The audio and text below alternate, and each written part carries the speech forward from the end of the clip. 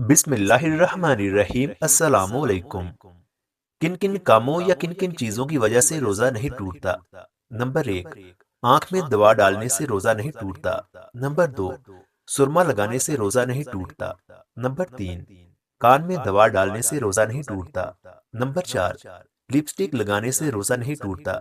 Number पाँच, जिस्म या सर पर तेल लगाने से रोजा नहीं टूटता। नंबर छह, बाल काटने से रोजा नहीं टूटता। नंबर सात, नाखून काटने से रोजा नहीं टूटता। नंबर आठ, मिसवाक करने से रोजा नहीं टूटता। नंबर नौ, नाखून से खून बहने से रोजा नहीं टूटता। नंबर 10, खुद ब खुद उल्टी हो जाने से रोजा नहीं टूटता। नंबर 11, गुस्ल करने से रोजा नहीं टूटता। नंबर 12, एहतलाम हो जाने से रोजा नहीं टूटता।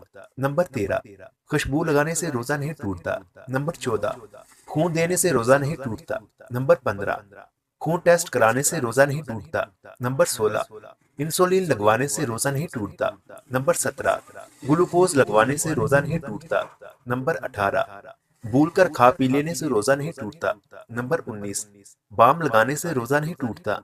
नंबर 20, इंजेक्शन लगवाने से रोजा नहीं टूटता। अगर मालूमात अच्छी लगी है तो वीडियो को लाइक जरूर करें। मिलते हैं अगली वीडियो के साथ।